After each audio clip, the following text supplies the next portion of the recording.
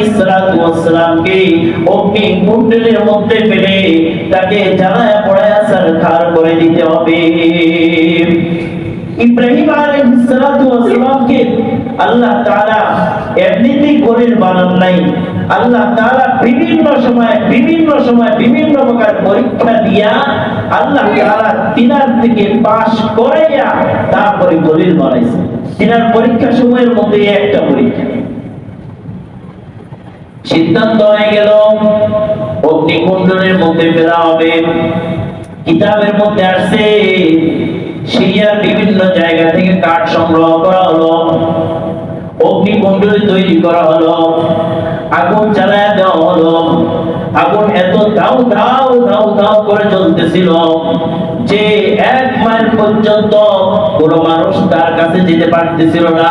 আকাশের উপর দিয়া পাখিটা পর্যন্ত ওরা বন্ধ হয়ে গেছে, এত উত্তপ্ত হয়ে গেল।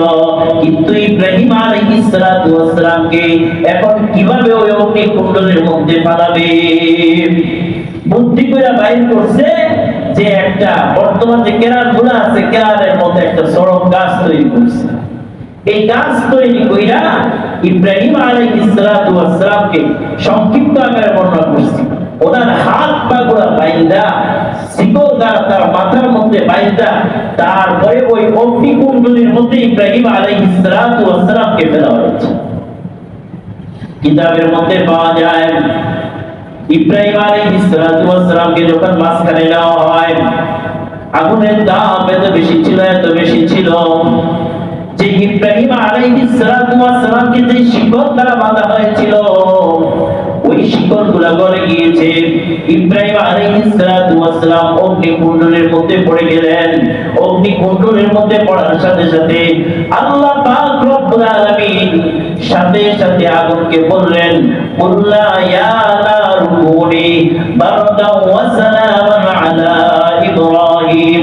আল্লাহ ডাক দিয়ে বলেন, ও আগুন তুমি আমার ইব্রাহিম আলাইহিস সালাতু ওয়াস সালামের জন্য, আমার খলিলের জন্য তুমি ঠান্ডা এবং শীতল হয়ে যাও।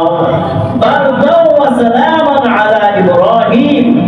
এই জায়গার মধ্যে মুফাসসিরিন কেরামগণ বলেন আল্লাহ তাআলা বলেছেন ঠান্ডা হয়ে যাও।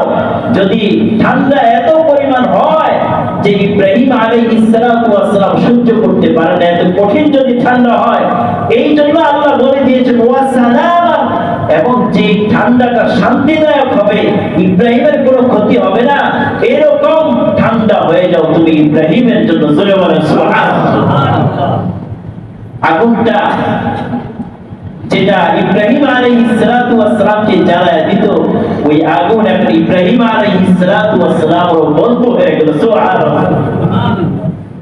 আগুন ঠান্ডা হয়ে গেল, একেবারে এত বেশি ঠান্ডাও না যে ইব্রাহিম আলাইহিস সালাতু ওয়াস সালামের কষ্ট হয়ে যাবে, বরঞ্চ তিনার জন্য যতটুকু প্রয়োজন, যতটুকু ঠান্ডার প্রয়োজন, তিনার শরীরের মধ্যে যতটুকু মানায় অতটুকু পরিমাণ আল্লাহ তাআলা ঠান্ডা করে দিলেন। জোরে বলেন সুবহানাল্লাহ।